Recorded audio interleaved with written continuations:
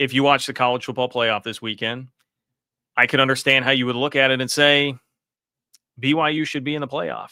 BYU should have been in this field. And if you're a BYU fan, especially if you were watching the G5 games, I can understand how you would look at this and say, we should have been in this field. Why were we not included in this field?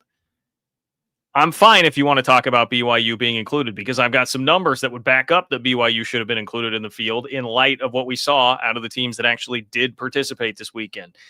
But if you're trying to go after the G5, be careful, my friends. Be careful if you're coming after the G5, because the same folks that are out on the hunt for the G5 right now will come for the Big 12 in a heartbeat, and it's because they're all going after the wrong thing. None of them can see what's right in front of their face. The problem is not the playoff. The problem is not the group of 5. I'll tell you what that problem actually is. Can Texas Tech beat Oregon? After watching the Ducks give up 500 yards to James Madison, but explode with their offense, which was just absolutely unstoppable in the first half. How do you feel about Texas Tech's defense going up against the Oregon Ducks? Ducks an early favorite, but just barely. We'll talk that. Plus, Kyle Whittingham-to-Michigan? Kyle Whittingham-to-Michigan actually gaining some steam. I'm not saying it's going to happen, but it's gaining some steam, and I think it makes some sense for Michigan. I think it makes some sense. Kyle Whittingham spoke publicly. All right, we're going to hear a little bit from Kyle Whittingham on his thoughts about retirement, whether or not this is a retirement. Look, I'll just come out and say it. Everything that we have heard from Kyle Whittingham's mouth directly would fly in the face of all the people who commented and said, what, you're insinuating Kyle Whittingham might coach somewhere else? That's ridiculous. He's taking this cushy job in the athletic department. Utah fans, I understand why you would be bothered by that. But we were just reading what the national folks were reporting, and it certainly appears to be correct. Okay? Please like the video. Please subscribe to the channel as you file in tonight. I appreciate all of you for being here. I see a wet blanket comment that I'm going to have to start with in just a moment. Okay? So wet blanket, hold the phone on that. I'm curious about it. Wet blanket, give me more information on the take that you were talking about here. Okay. I see this. Give me some more info on that.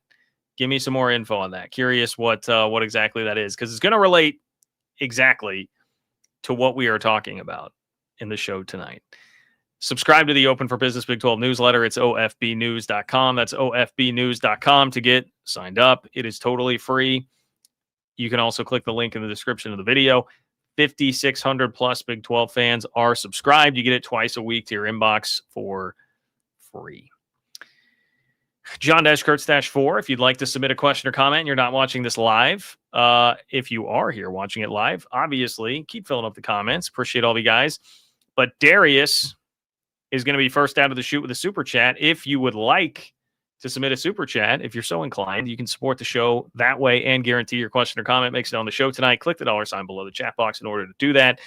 Darius, one of our resident Tech fans, says, what has to happen for the Big 12 to get real respect? Darius, I think someone's already filled you in on this, as I saw in the chat earlier, but Texas Tech needs to win. Texas Tech needs to win, because I will expand upon this more in a minute, but the only thing really separating the Big 12 and the G5 in terms of how it's being treated by everybody nationally in the playoff is the fact that, last year, Arizona State went toe-to-toe with Texas, right? One play away from beating Texas. TCU went to a national championship game, beat Michigan in the college football playoff, right? You've actually had some level of competitiveness or success in the playoff, much more so than the G5. But if you start losing games, once you actually get there, it's going to turn into the same thing, and people will cry and moan and complain all over the place about it. So that's the danger here. Darius, it's a big game for Tech, man. We'll save more of the preview stuff for later in the week, but this is as big a game as the Big 12 has played in a very, very long time. Thank you, Darius, for being here. Let's see. Did we get anything else on the... okay. Wet blanket was being hyperbolic. He sees it headed in that direction. Okay, gotcha. Well, that's good. That's a good thing. I'm glad that we're not there. yet. Legalized quack. You guys are on fire so far tonight. Thank you for that. Let's start with the BYU take here has to do with just how this playoff looked overall, the first round of the playoff. And I considered hopping in and doing a live show yesterday. I did not, but I was so just, it made me want to vomit all the G5 stuff. It's such a dumb debate because it's not the real problem.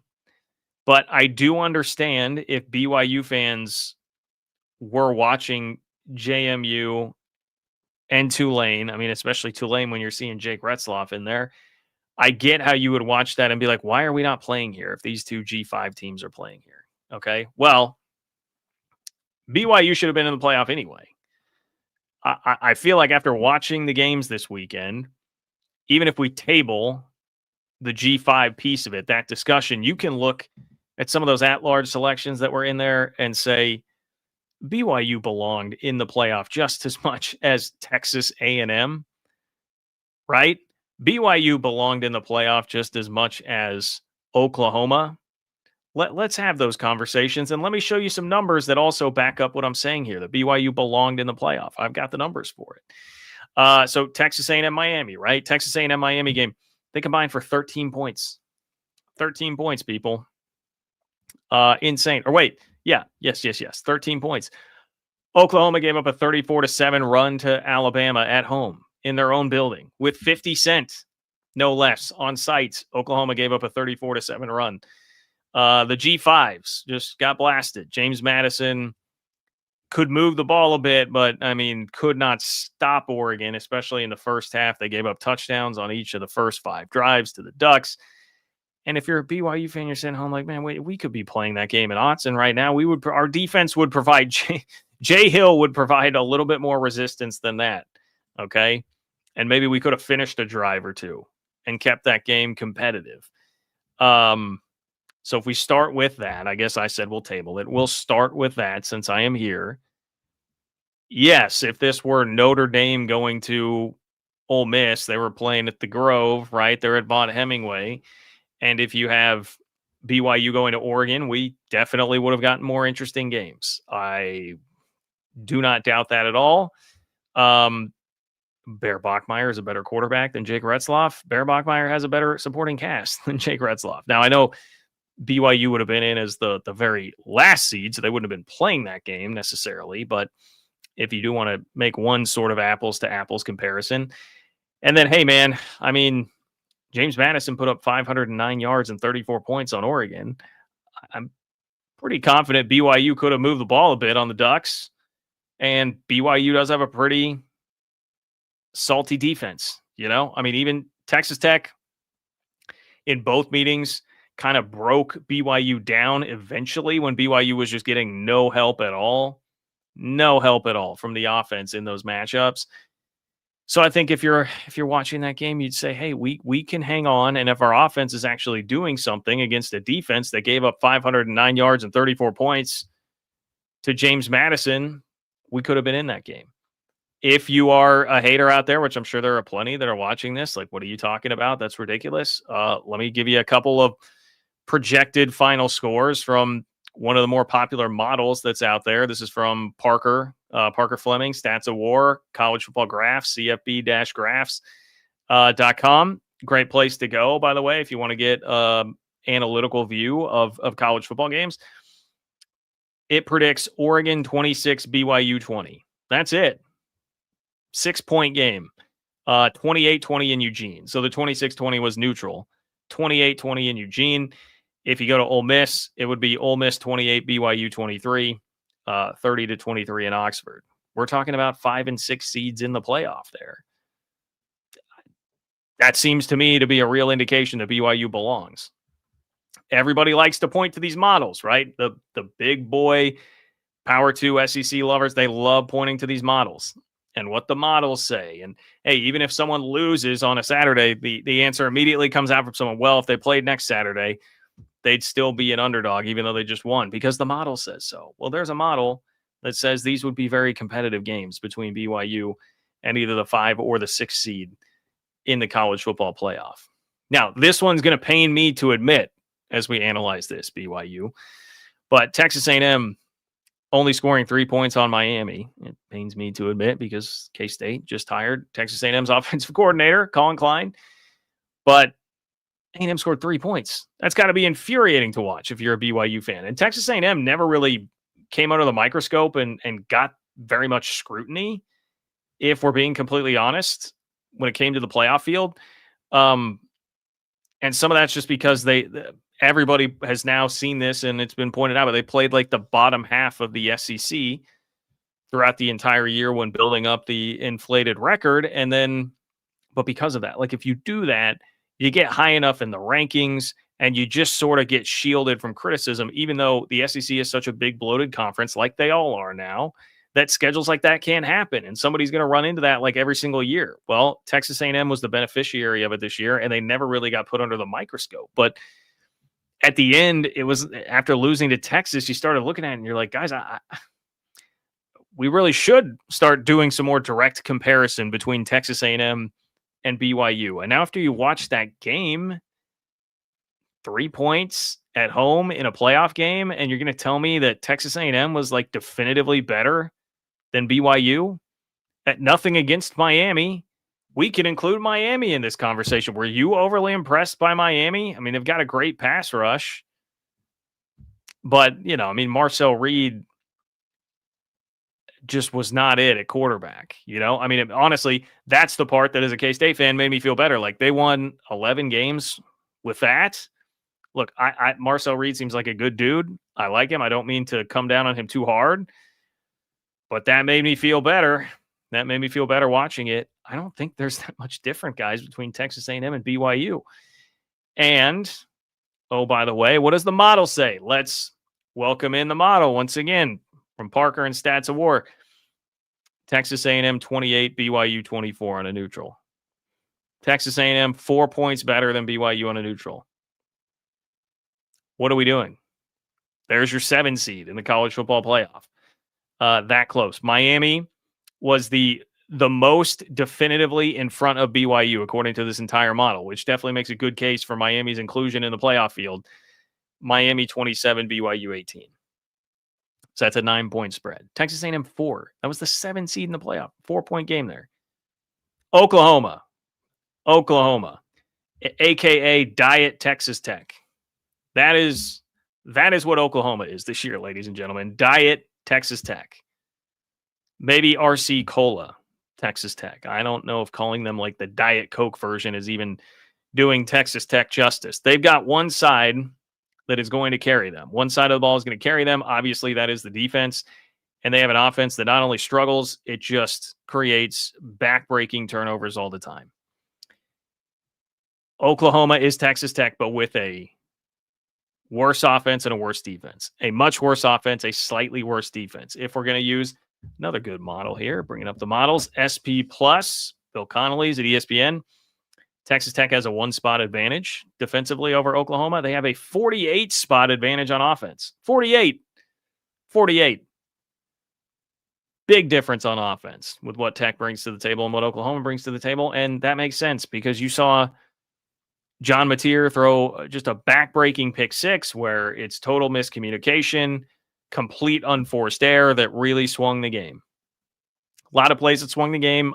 Obviously, the 4th down conversion touchdown early on when it was 17-0 was a massive play. I won't take that away from Alabama.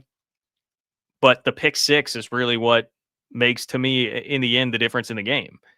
And that's from John Mateer not being on the same page with somebody because Oklahoma's offense is just never really on the same page. And it just relies on John Mateer to like run around. Oklahoma's offense does nothing for an entire game other than like 3 plays. Mateer will run around, scramble, hit somebody on a broken play, and it goes for like 80 yards. They'll score 14 points, and that's how they win. Diet Texas Tech. And if you're watching that as a BYU fan, that's got to be infuriating, especially infuriating when I tell you, again, college football graphs, the model from Parker Fleming, Stats of War, Oklahoma, 20, BYU 19 on a neutral. 20-19. Like this game, what I'm about to tell you, this is the 8-9 game. The 8-9 games. Oklahoma 20, BYU 19, Alabama 24, BYU 21. Because that's the other thing. I didn't walk away from that game all that impressed with Alabama. I do not think Alabama is going to beat Indiana, which I would prefer that they do for Texas Tech's sake. If we're talking about rolling out the red carpet for Texas Tech's chances to get to the championship game, I'd like to see that. But I mean, Alabama is still a completely one-dimensional offense. They can't run the ball. They were bad enough to get down 17-0 to Oklahoma. They're pretty beat up, which, I'll acknowledge is definitely a part of what's going on with them right now. I did not come away feeling like, oh, well, Alabama's a great team here. It makes sense that those are the two closest scores to me if we're going by the model, that BYU would be right there. Again, a big part of the frustration with this whole conversation is that BYU wasn't included on the graphic. They weren't a part of the conversation. They weren't legitimately in this thing. And if we're going to do the eye test thing, which is what everybody always wants to do against the Big 12, the eye test watching college football playoff games this weekend did not tell me that these teams are all slam dunk way better than BYU. And then if we're going to use the models that everybody likes to do, the predictive models, they don't say that those teams are slam dunk better than BYU. So I think we got some reinforcement here that BYU belonged in this conversation, my friend. BYU belonged in this conversation, and you certainly can argue should have been in the field. You can certainly argue BYU should have been in the field as well.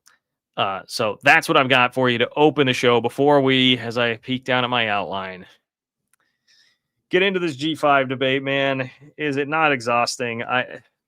If you stay off of Twitter, then I guess you're probably not hearing a lot of it. But even if you just turn on your TV, you're going to hear Kirk Herbstreit complaining about it. You're going to hear Joe Tessitore pontificating about it. They were all after it this weekend. They all did it. Bob Wischusen probably did it too. I'm trying to remember if he and Louis Riddick had that conversation. They probably did at some point.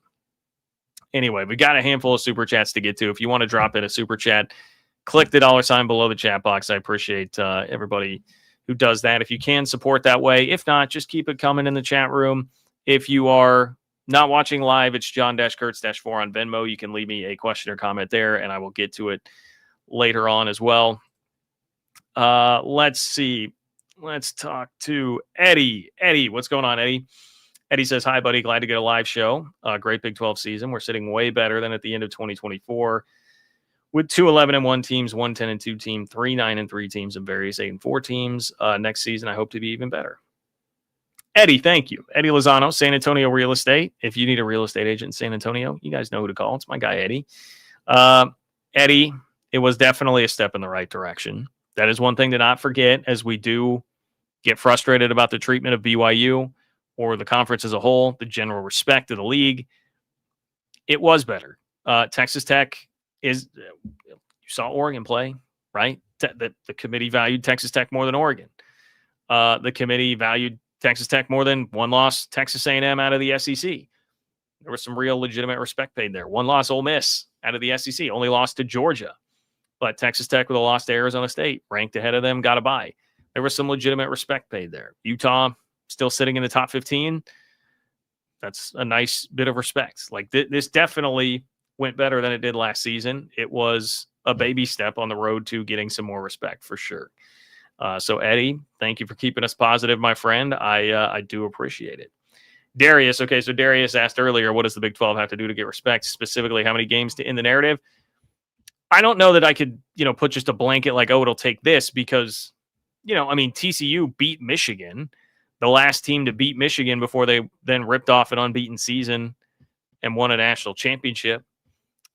So even with that, all anybody wanted to talk about was what happened against Georgia. So the league didn't get much respect there. So like I would say, hey, Tech win 2 games, get to the national championship. The Big 12 will have respect. But then if it turns out, if you got Baron Morton limping around and he has to go up against Ohio State in a national championship game and you lose by 40, the same narrative may just come back around. But certainly start with a win over Oregon and let's go from there. Let's just see. I would certainly hope that winning 2 games, playing in a national championship would be a really nice media cycle for everybody involved, Texas Tech, the Big 12, et cetera, to have. to just force the college football world to talk about the Big 12 that deep into the season, that'd be real nice. That'd be really, really nice, Darius. But there could always be something around the corner, which is, a part of what I think you have to worry about there. The other Gaiax, thank you for being here, my friend. It's good to hear from you. The Big 12's biggest problem is the conference needs a national cheerleader, someone with a big voice at Fox or ESPN. It's a shame they don't talk about the Big 12 at all. Well, he's not my cup of tea, as you guys have heard me say before, but the one guy that has been, to be quite honest, is Dave Portnoy, which is where I go back to the partnership that the Big 12 formed with Barstool. I think was pretty smart. Love them or hate them. And again, it's not my vibe, but I know exactly how popular they are. And Dave Portnoy has been, Provo Dave, right? And it's not just BYU.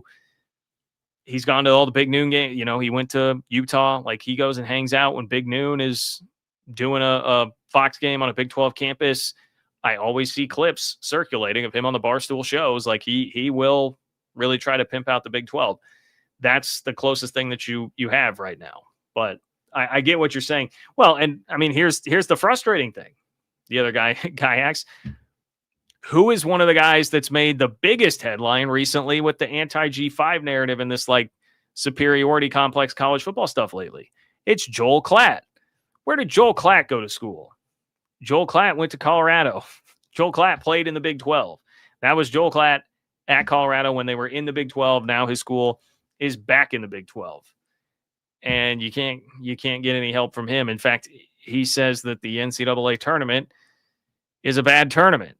Now, I know he walked that back a bit, but boy, I mean, that's the world that we're living in right now. So I don't know. Send me to ESPN, guys. Get me to Fox or ESPN. There's your solution, my friends. But thank you, the other guy, X, for being here. Eddie, what's up? Eddie says, by the way, buddy, go Texas Tech. If they win, we'll have to respect the Big 12. They can't cry Big 12 is not worthy. SEC is crying that they're going to win, or that they're going to 9 conference games. Yeah, so here's the one thing. Even if Texas Tech wins, I almost said this to Darius a second ago, and not that it will matter that much to you, Darius, if you're a Tech fan, but you can very quickly see, I mean, if Tech wins 2 games and they play for a national championship, it will very quickly pivot to, well, I mean, it's Cody Campbell. This is Texas Tech. This is a unique thing, not the Big 12. This is Texas Tech. You can very quickly see the pivot to, well, it's not the Big 12 that's here in the national championship game. It's Cody Campbell's money bags in the national championship game. I just saw a GIF a second ago. Well, not a GIF. It was a video clip of The Simpsons. So I'm not good enough with The Simpsons. What is it? The rich boss guy, he and his assistant are having a money fight, like throwing cash at each other. And it had Oregon and Texas Tech superimposed on each of the characters there. It was like, hey, the Oregon-Texas Tech game, and it's just them having a money fight, throwing money at each other.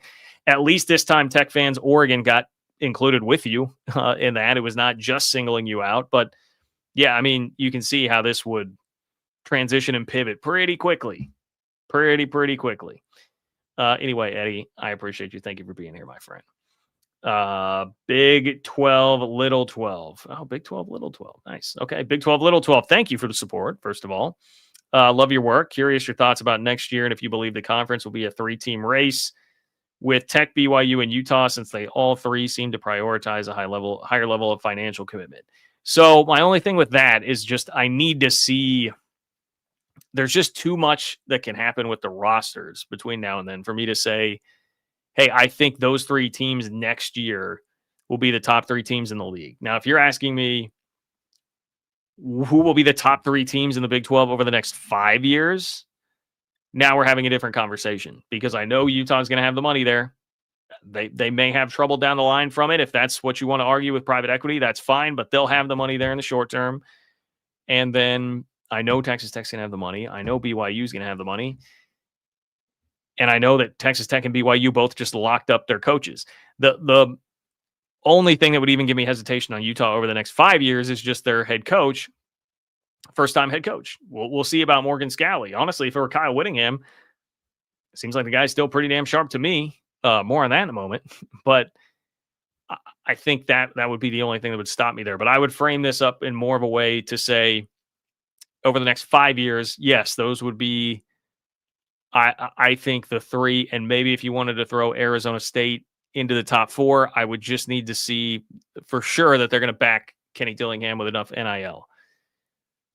But those are the teams that I see locking up their coaches and making financial commitments right now that seem to be at the top. So next year, it's just like the portal. I mean, I don't know what's going to happen. I don't know who Tech's going to bring in. I'm sure it'll be a lot of really talented players, but the defensive line is going to be hit really hard. They'll have to figure out what they're doing at quarterback. It seems like it's Brendan Sorsby, but if he goes pro, who's it going to be? There's a lot to figure out there. But if you're playing the odds, yeah, you can follow the money for sure. Big 12, little 12. Thank you for being here. Appreciate all the support today, guys. Definitely do. Montgomery Burns and Smithers. Yes. Thank you guys. Okay. Let's do the G5 thing, guys. Buckle up. So if anybody should be joining the chorus of group of five haters, it's BYU fans, right? If you take out the two group of five teams that played in the playoff, James Madison and Tulane, BYU would be in. One of those teams featured BYU's former starting quarterback last year, who's worse than their current starting quarterback. They had to watch him, Jake Retzloff, play in the playoff. But there's a good and alarming reason why, if you're a BYU fan and if you're a Big 12 fan, frustrated on behalf of BYU, that you should be very, very, very careful in not going down that road. And I saw some of my friends from Big 12 country dipping their toes in the water a little bit, getting sucked into the, hey, let me hate on the G5 and say this is dumb that we give them bids and this is never going to happen. Be careful with it, okay? So, look, I mean, the games were not close. I'm not one that's going to sit here and blow smoke to say, hey, these games were actually very competitive. And but final score is 92-44. 24 points per game, average margin of victory, 48 combined points in the margin of victory there. And some of that, I mean, James Madison, scores a touchdown late when, I'm sure Oregon's cashed it in. And frankly, if you wanted to say, hey, the entire second half, Oregon may have cashed it in a bit because of how they dominated in the first half. Yeah, fine. Okay. I will point out that last year, just for point of reference, okay, point of reference, SMU and Tennessee lost by a combined 53 points or 26 points per game, aka more than the combined points that the G5s lost by this year. That's what happened last year in the first round of the playoffs. So, we're probably just going to have some blowouts. There have been a lot of blowouts over the history of the playoff going back to the 4-team era. So, we're going to have that sometimes. Now, I'll be intellectually honest with you. The G5s were blowouts quicker. When you get that far ahead at halftime, you, yes, can take your foot off the gas a bit in the second half. I would suggest that probably happened more in the Ole Miss, Tulane, and Oregon James Madison games than, Tennessee, Ohio State, or SMU Penn State last year. Although, SMU Penn State, that was kind of a shellacking from the word go. But I will grant you look, these games were not close. I don't bring that point up to say, hey, this was actually a really close game between James Madison and Oregon. No, I bring that point up to say we do have a lot of blowouts generally. But predictably, when that happens, you get people spouting off about how the G5 doesn't belong in the playoff. It's a charity case. The one that drives me the most nuts is Kirk Herbstreit, who started his career on College Game Day as a great champion of the sport and the overall sport, and now is the guy sitting up there. I heard him, was it a podcast this week? He even cursed. He used BS, called it BS that, we're just giving I don't remember if he used the charity case term or if it was participation trophies. I think it was more like participation trophies, which I'm just like, Kirk, is it 2009? Are we still using the rhetoric from 2009 about participation trophies? Anyway, the G5 takes all the heat. Okay, the G5 takes all the heat for what happened in these games and the fact that we have blowouts in playoff games. They are this year's scapegoat. Last year it was SMU. This year it's, SMU and Indiana. This year it's the two G5 teams. So the argument that you will hear is they should just have, this is picking up some steam now, they should just have their own playoff. Keep them out of this because we're playing two different sports. And the argument is that it would be in the best interest of the G5 because a lot of people would watch it. They could actually win something tangible. I saw Joel Klatt said that it was, he felt embarrassed for James Madison players after a great season and all this. People legitimately think it would be better for G5. I don't think so. Shahan Jayaraja from CBS Sports made the point. He sees the clicks on the back end, and there are a lot of clicks, a lot of people interested in games that are consequential for which G5 teams will make the playoff. There is still a lot of interest there. Teams get a beneficial run up from that. Ross Dellinger this week at Yahoo wrote about some of the impact of that at Tulane, how many shirts they're selling. Like just he went to a local like sporting goods store there in New Orleans that sells Tulane stuff. I get the argument both ways. Like I can listen to both of those things. I do still definitely see the value in having them be included, even if it's going to be a blowout. If you want to say institute something, so there's only one as opposed to two, you can't have a situation where two of them get in like this. Like, I mean, all right, like I will listen to that, I guess. But to me, the big problem is it's just deck chairs on the Titanic. I mean, we can do all this about the G5 and we got to fix the playoff And well, last year it was we got to fix the playoff because Boise and Arizona State, God forbid, they got byes. Well, Arizona State almost looked like the better team against Texas. But God, these teams got the byes. We got to fix it. Now we do it again this year. We got to fix it because there's a problem. Hey, maybe the whole system's just broken. Maybe that whole apparatus is really the problem, and you guys have all hijacked this into such a wonky, horrible system of college football that it's really hard to create a playoff that works. Tom Fornelli wrote a really good piece about this from CBS Sports. I would highly encourage you all to go read it. And man, he nailed it. It's like, look, the sport right now is in such a place where creating any kind of playoff like this is going to be very difficult because you have bastardized what the sport was. And I say you, and I understand critics would come back. Well, who are you talking about, John? Who would you blame here? There are a lot of people to blame. Okay. But let's break it all down. This is how we're here, where you can't really, it's like, I would say you don't want to cut off G5 and cut out that many schools and start going down that road of not including large swaths of the college football world because it's antithetical to what makes the sport great and what the sport needs to survive long term. I don't want to go down that road, but it's also hard to see a road where the game currently is where G5 teams ever can be very competitive because yes, the talent is more spread out among like the top 15 to 20 instead of 5-10 years ago when it was the top like 4 to 6 programs had all the talent. Now it's like 15 to 20. But that gap between like the top 20 teams and everybody else has never been wider.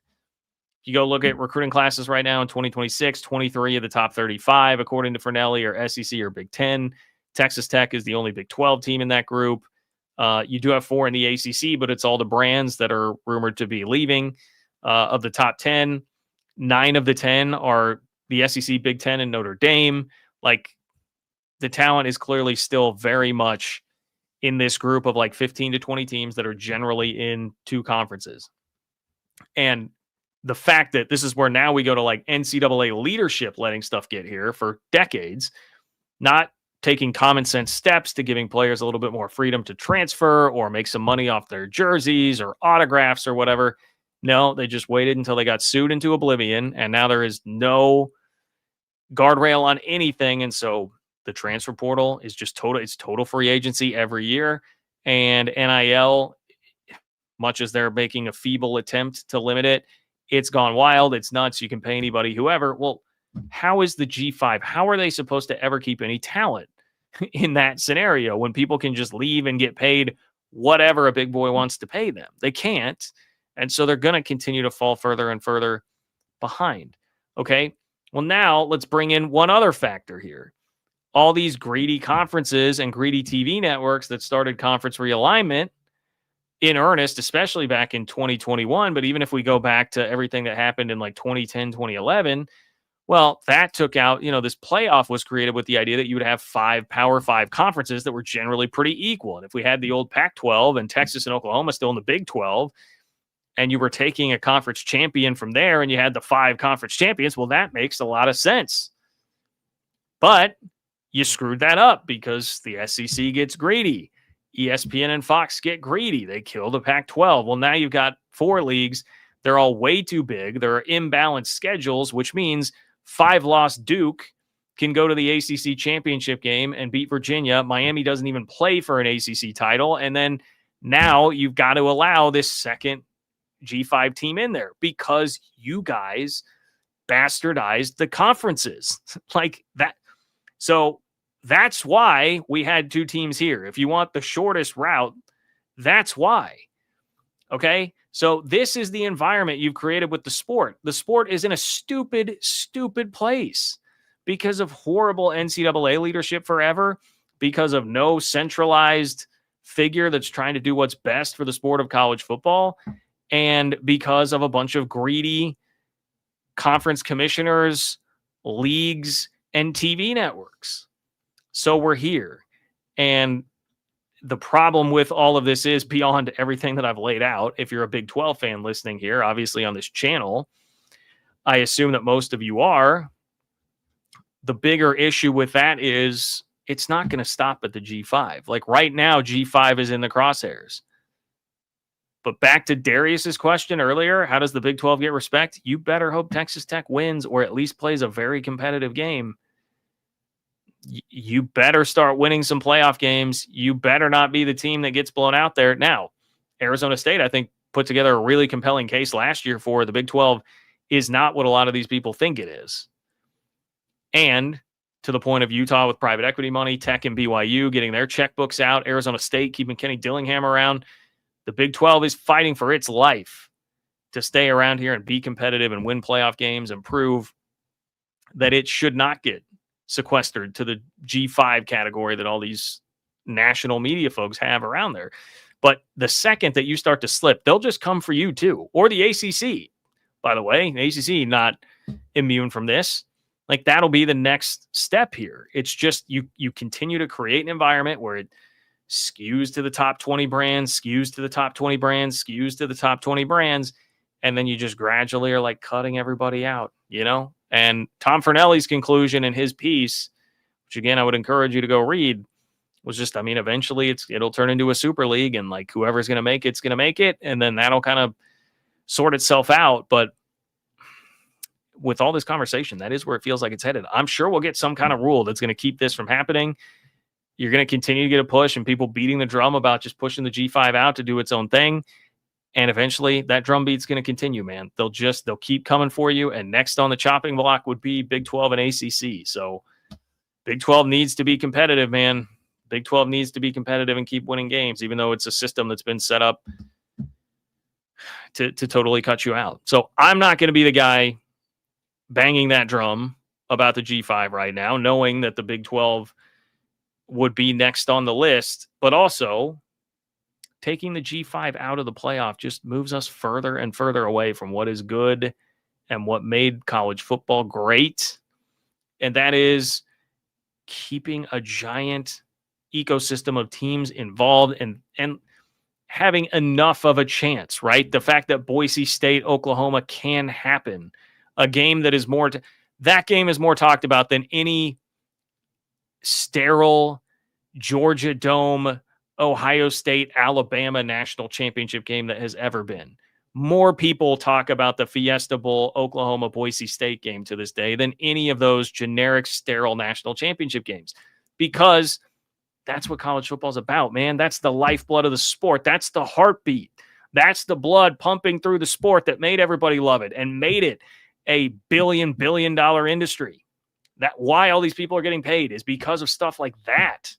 It's not taking Georgia and Ohio State and throwing them in a dome stadium that an NFL team plays in and watching them duke it out. That's not why. The national championship is not what makes this sport great, but we're continuing to go more and more toward that. And if you cut the G5 out, I don't care how competitive they are or not. That's a step in the wrong direction for where this thing needs to go to be viable long-term, even for the big brands. And you guys that have been watching me for a while, you know that I have been, speaking of beating drums, beating that drum for a while. There will be diminishing returns financially on the sport for all these big boys if they continue to do stuff like this, if they keep moving toward this. But they can't get enough. They continue to be greedy. bend the rules, bend the system to their will, give themselves more advantages, make it harder for the little guys like the G5, and then say, well, you guys can't compete, get out of here.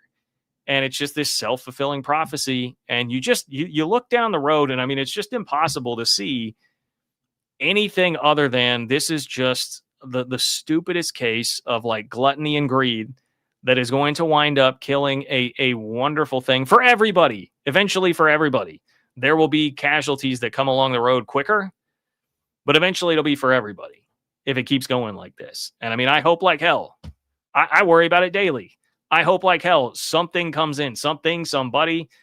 You guys wonder why I got so attached to Cody Campbell and what he was trying to do, because at least he was somebody that was trying something different than just pulling it down this road of where it clearly seems to be going, which will just be one of the saddest cases of gluttony and greed killing a great thing for everybody involved. He was trying to throw some kind of obstacle in the road to that, and is trying to do that. So anybody that's going to try and do that, you're starting a Project Rudy, if you're Cody Campbell and you're trying to enact some kind of legislation to make things a little bit better, I'll get on board with it, because I hope and pray every single day that something like that happens. But it's disheartening, man.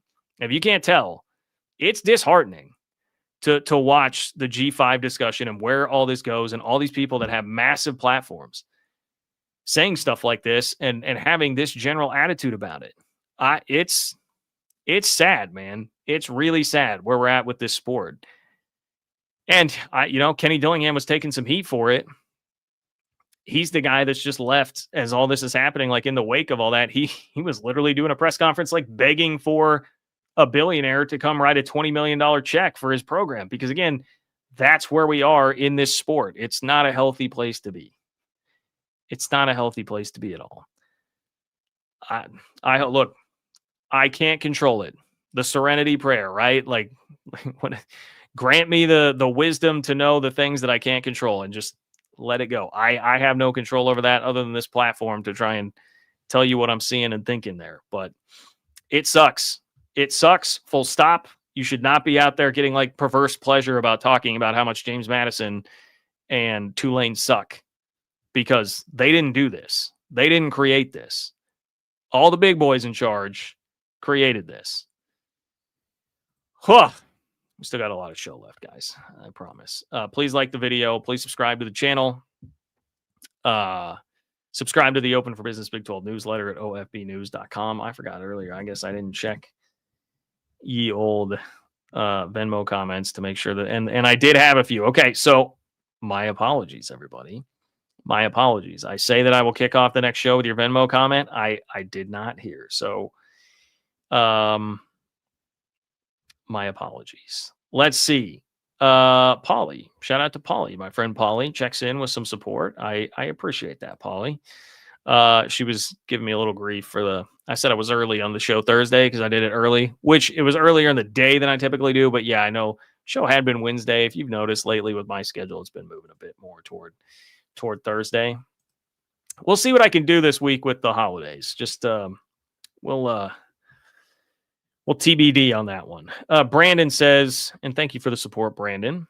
Brandon says, curious to hear your thoughts about the Dampier Bird Ficklin dynamic at Utah in 2026, since Bird's a lock to return and Dampier appears to be doing the same. Could the dynamic of two stars battling for playing time actually hurt the Utes? That's a great question, Brandon, because yes, I did see that. Like, Ficklin is back, and it definitely sounded like Dampier was. I mean, I think he basically said, hey, we were hoping to do a joint announcement, but it got out first that Bird was coming back. So, I mean, it obviously sounded like Dampier is coming back. And maybe that even has gone official. I haven't seen. The one thing I will say is that, I mean, they made it work pretty well this year. It didn't really seem to hurt this year. And Dampier had a lot of injury issues. Not anything like crazy serious, right? This was not Cam Rising injury issues, but just banged up a lot. I mean, the Texas Tech game, I remember that being pretty obvious that was an ankle right at that point. I mean, he seemed very hobbled multiple times throughout this year. That seemed to be a real talking point, that he's hobbled. Bird Ficklin not only can be used as a legitimate weapon when Dampier is fully healthy, but just with how much you're going to have to run Dampier to make him an effective piece of the offense, I think you really need that type of a safety blanket. You definitely do. So I would say I would have optimism that can work, assuming that Morgan Scally, unless Kyle Whittingham was some Zen master who made it all work and kept the personalities happy, and Scally wouldn't be able to do that. But I have no reason to believe that would be an issue there. So I actually, Brandon, would be pretty darn optimistic about that if I were you. And back to the Big 12, Little 12, who asked about next year in Utah. That's definitely a reason to believe in Utah next year, because a lot of quarterbacks are leaving this conference. I don't know if you've been paying attention. Josh Hoover, gone. Rocco Becht, gone. Sam Levitt, gone. Brendan Sorsby, gone, though he may be back in the conference. So a lot of the high-profile QBs are leaving. If you've got two of them coming back at Utah, just take that to the bank, man. That's a good problem to have. Those are first-world quarterback problems. Big time. Okay, so Brandon, and then I've got John. John just supporting. Says, love Open for Business. Great work. Thank you, John. Thank you for your support. Hope you guys watched this deep into the show, since I screwed up and didn't get to that at the beginning of the show. That is my fault. Okay. Let's see. All right, so there's the Texas Tech piece of the equation here. Tech fans, I'm sure we're watching intently this weekend, especially that Oregon game. So after watching Oregon beat up on James Madison, do you feel better or worse about Tech's national championship chances? After watching Alabama play Oklahoma, do you feel better or worse about Tech's national championship chances? Because that is that side of the bracket, right? I've got one big reason you should feel better after this weekend about Texas Tech's national championship chances, after watching Oregon take down James Madison and after watching Oklahoma lose to Alabama. The game's on that side of the bracket. So Oregon rolled James Madison. I said this earlier. I'll say it again. I'm not here to tell you this game was actually close. I think I saw, was it Mitchell Schwartz, former Oregon offensive lineman, former NFL offensive lineman? It was like kind of going back and forth with some Duck fans on Twitter who were grumbling about the fact that that game wound up 51-34. Like, look, man, Oregon just took them behind the woodshed in the first half. I'm sure there was an element of taking your foot off the gas in the second half. I don't think you should not come away with like glaring issues from that if you're an Oregon fan, or feel that there was, in my opinion, anything that you didn't really already know or that would be particularly surprising. James Madison did move the football, like, for sure. And I'm going to get to more on that in a moment. But Oregon's still a 1.5 point favorite over Texas Tech in the Orange Bowl, like neutral site here. I don't think anybody came away thinking, man, that Oregon team sucks or they're in major, major trouble or anything like that, right? Now, I guess it did look like some books maybe had Texas Tech had flipped to a 1 point favorite at some point. When I looked right before the show, it was still 1.5, Oregon -1.5. And in the quarterfinals, this, by the way, is the only game that has a spread under a touchdown. So the odds makers are expecting this to be by far the best game of the playoff so far, debatably, but especially in this quarterfinal round. It's going to be an awesome game. But man, I tell you what, if I were Texas Tech, I'd be looking at this thinking, hey, it's going to be tough. Oregon's got a really dynamic offense. We in the Big 12 have not seen anything close to this.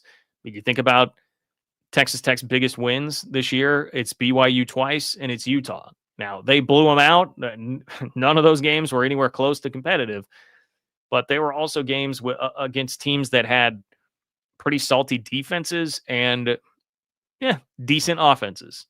Not great. Not like what Oregon is going to flash out there. Not anywhere near the skill talent, especially, that Oregon has out there. Like, I think Bear Bachmeier is a developing star at quarterback, but BYU skill position talent, well, gritty and effective in the Big 12, it is not.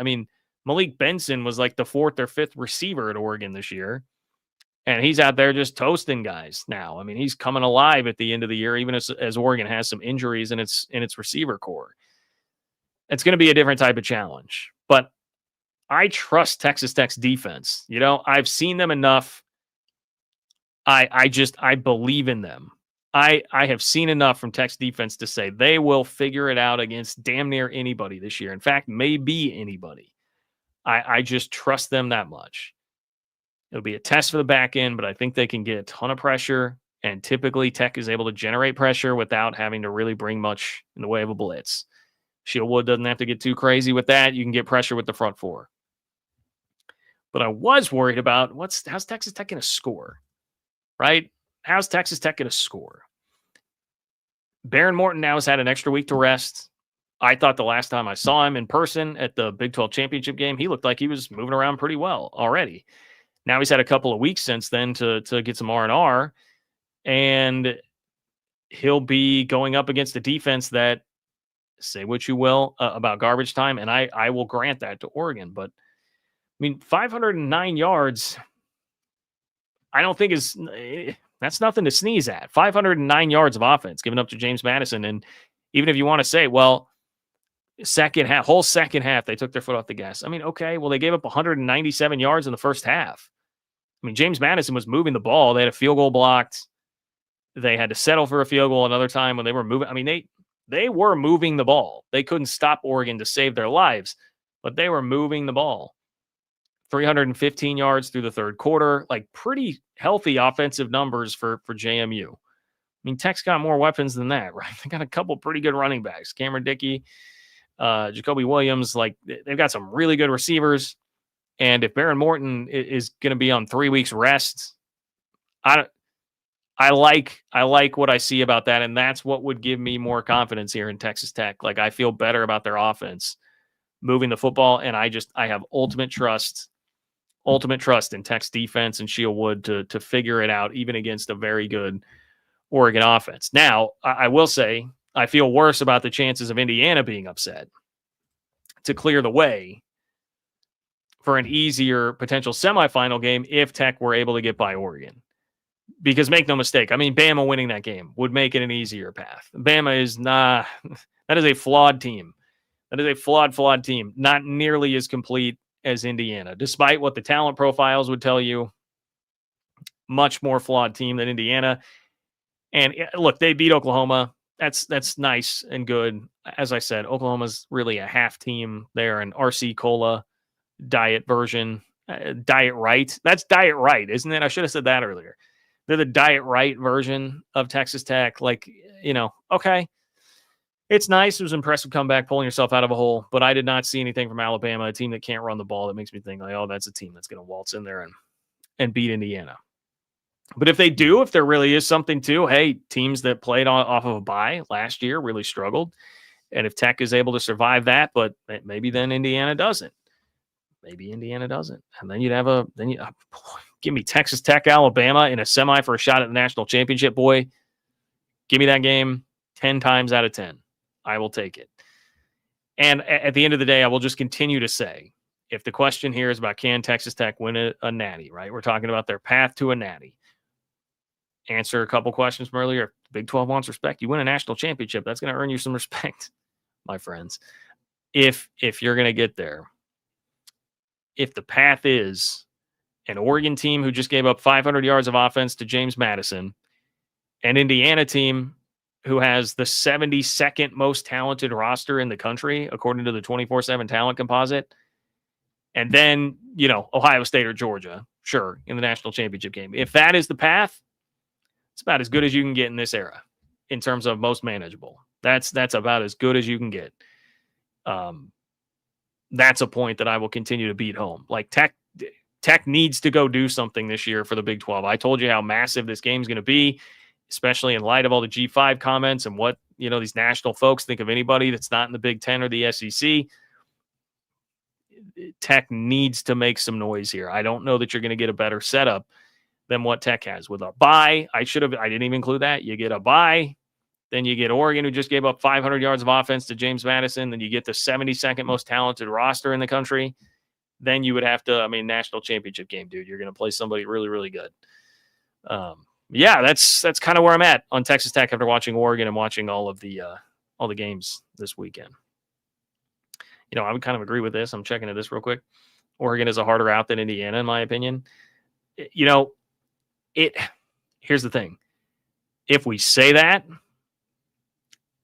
we are kind of going against, like, it's so frustrating to me that so much of the conversation is about, well, I test, and I think this team is playing, so Notre Dame would totally beat Texas A&M and Miami right now. Well, they played them, and we've got to let results matter. And I did watch Indiana thrash Oregon in their own building earlier this year. But I clicked this for a reason. If you're watching the two teams now, it almost does feel like Oregon could be a tougher out there. Key for 3 at PG. What's up, Key for 3 at PG? If James Madison can put up 34, Tech can find a way. Yes. Now, this is why I go more for the 500 yards of total offense, or basically 200 yards of total offense in the first half, because I think those are the things that are more telling of hey, you can't really make the excuse at that point that Oregon's not trying, that Oregon's let its foot off the gas second half and scoring some of the points that they did to get up to 34. I can see how you would maybe make that sort of a case, but it's not terrible logic. It's not terrible logic at all. Key for 3 at PG. Thank you for being here, and thank you for your support of the channel. I laughed at this Pacific Northwest Ute. Signetti isn't going to let Indiana come out flat because obviously it's spelled differently. When I saw this, it looked like spaghetti. I thought that was like a spaghetti reference. You were coming up with a clever name. You're pretty clever, Pacific Northwest Ute, so I thought it was like a clever name there for Signetti. Maybe come up with one by the end of the show today. That'd be great. All right, one last topic for you here tonight. So Kyle Whittingham spoke this week, and sure seems like the guy's not done coaching. Utah fans were really hating on anybody that wanted to say that a week ago. It sure seems like Kyle Whittingham is not done coaching. And now Michigan has a little bit of interest here. Could Kyle Whittingham wind up at Michigan? This is not me wish casting something. This is not me pulling it out of thin air. I'm going to read you stuff from Pete Nakos at On3, who is one of the most trusted newsbreakers out there right now in this game. He wrote about Kyle Whittingham in Michigan. Michigan's On3 site wrote about Kyle Whittingham and Michigan. Okay. So I'm just, for Utah haters in the comments, I'm just going to preempt everything by saying that. All right. Last time I read reports from Stuart Mandel and Nicole Auerbach that it was not a retirement for Whittingham and he might coach, and I got trashed. So I'm just putting that out there up front. This is what's coming, guys. First, let's hear from Kyle Whittingham himself. Okay. How about that? Because he did do a press conference late last week or this week, whatever. It was like Friday maybe, and spoke to some of the things that everybody wanted to know, right? Like, why retire now?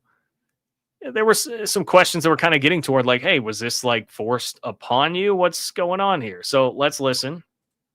Courtesy of Steve Bartle here, who provides these clips. Let me frame up my screen for you a little bit better here.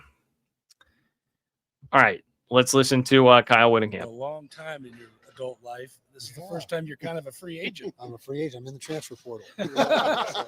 So yeah, it's a different feel. But like I said, I'm at peace, and I did not want to be that guy that overstayed his welcome and people just saying, hey, when's this guy going to leave? That was not my intention ever, and I hope I didn't do that. I'm sure with some people I did do that, but the time, to me, the timing is right. So you never felt that from anybody? Well, let's talk about our guys. Let's talk about our players.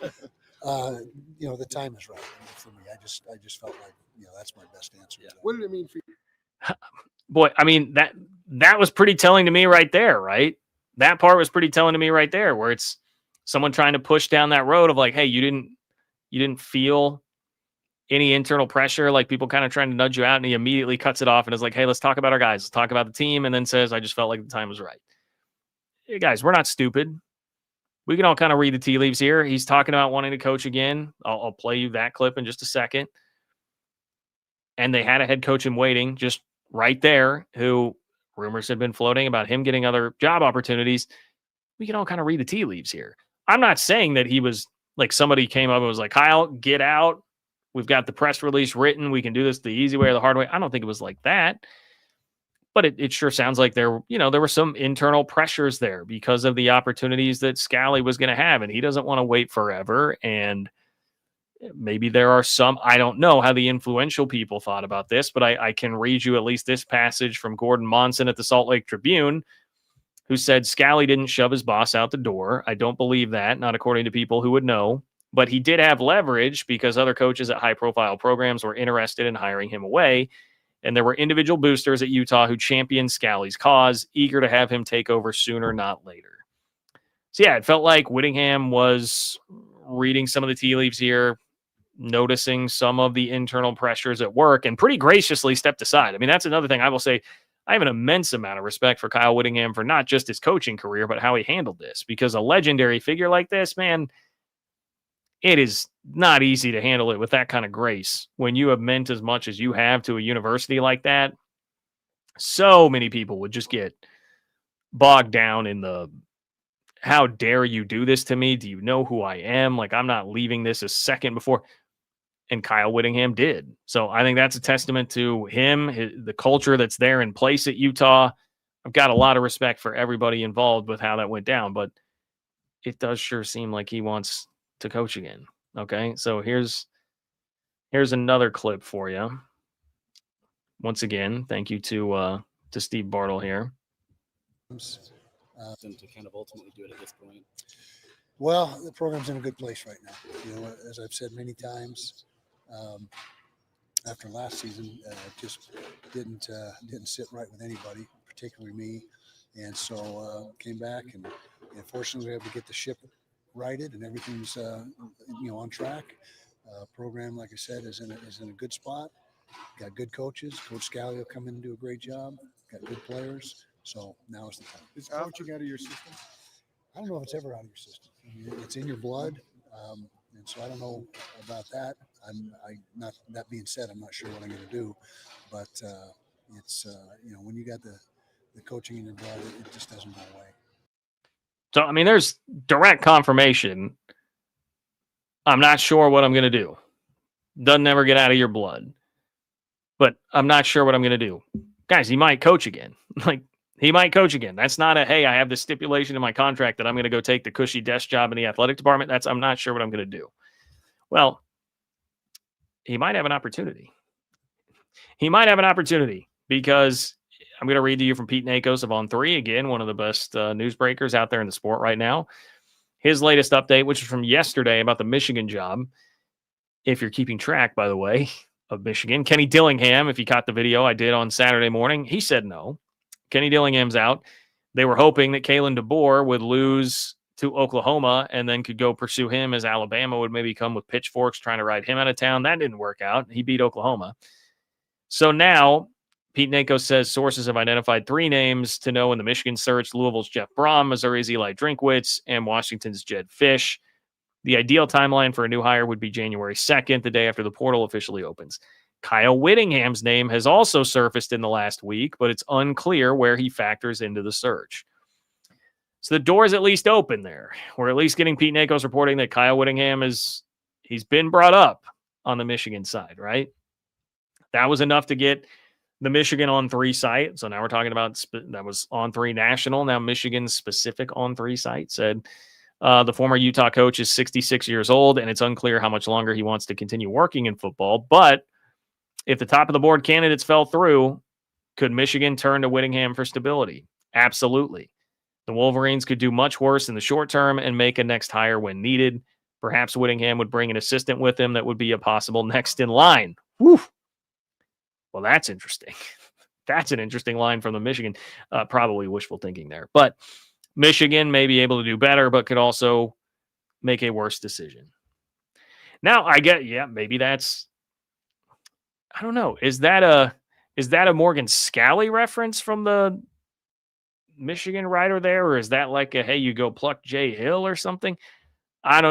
Anyway, that'd be one thing. If I were a BYU fan, you might be a little concerned about what could happen to your staff if Kyle Whittingham were somehow able to get the Michigan job. But I am just telling you, it's not, I know it sounds a little wild, but again, it's been mentioned by legit people here. And 2, you can follow this. There's some real momentum right now, or for Biff Poggi being included, who's the interim at Michigan, former Charlotte head coach, one of the better characters in college football. And that's because Michigan views that as like he could be just like a stopgap here. We're kind of a mess. Top targets are turning it down. We need to just get some stability and regroup and try this again. This was thrust upon us very quickly because of Sharon Moore. Well, if you're going to go with a stopgap coach, I know that Poggi's already there, but you could go take a college football Hall of Famer, future college football Hall of Famer, who's 66 and just won 10 games last year. I say that like he's 66. He's not 76. So if you go take that guy who just won 10 games last year, has played a couple Rose Bowls, like one of the most accomplished active coaches right now, you could do much worse in terms of like fallback plans. And for Kyle Whittingham, it's sort of like, well, hey, I mean, it's not like I'm up and leaving everything at Utah because I already left that. So I can see the path to how you get there. Stylistically, he fits. Michigan wants to be physical, tough, play defense, run the football. I mean, that's what Kyle Whittingham does. He's got a pretty squeaky clean image. Michigan could certainly use the hell out of that right now. And he's a legit coach. Like, if he gets a good staff there, which at Michigan, I'd assume he would, he could win games, man. He could win games. That's something that would be very intriguing to me to see how that would actually work or go down. And if I were Michigan, I would think long and hard about that. Now, I don't know. I have no idea how legit Jeff Brom is, like how interested he would actually be. He seemed to shun Penn State pretty quickly when his time in the limbo line came for the Michigan or the Penn State job, rather. He seemed to get out of that pretty fast. Eli Drinkwitz has already signed an extension at Missouri. How much better would he view the Michigan job culturally? Like, is that a fit? Does he want to leave the SEC? Jed Fish, I'm sure, would crawl on broken glass to take the Michigan job, but there had been rumors that Jed Fish like failed a background test for the Michigan job. I don't know. I mean, Pete Nakos is still writing about it, so I assume he's still involved in some capacity. But there had been at least that line of thinking from some folks that he might be out for that job. And then, like, if you're down to that, I mean, look, I think Jed Fish is a solid coach, but like, I don't know, man. I can take Jed Fish or I can take Kyle Whittingham. I think I'd rather have Kyle Whittingham. He's a dude, man. He's a good coach. He's a very good coach.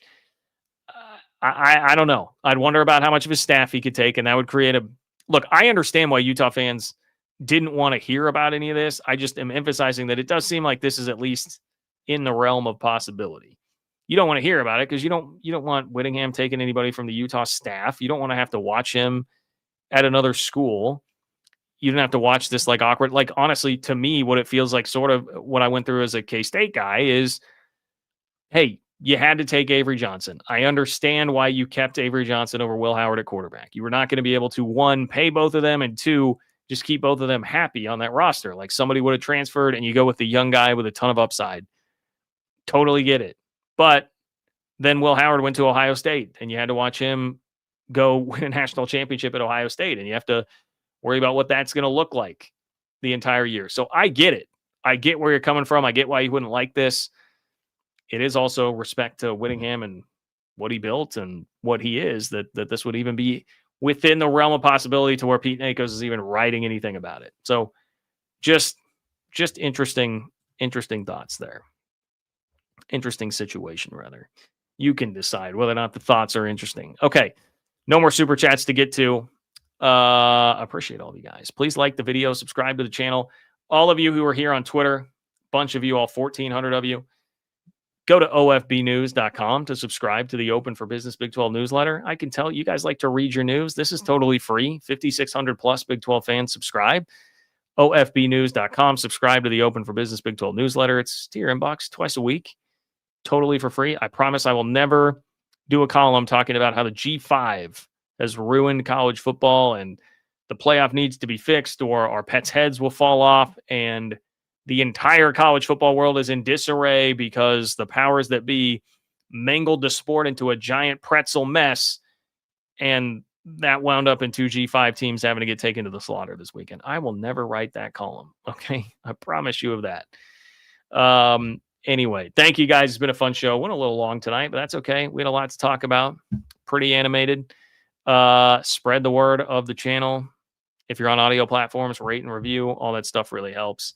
I appreciate you guys immensely. Thank you for giving me this platform to talk to you all. And I will chat with you very, very soon. Have a Merry Christmas.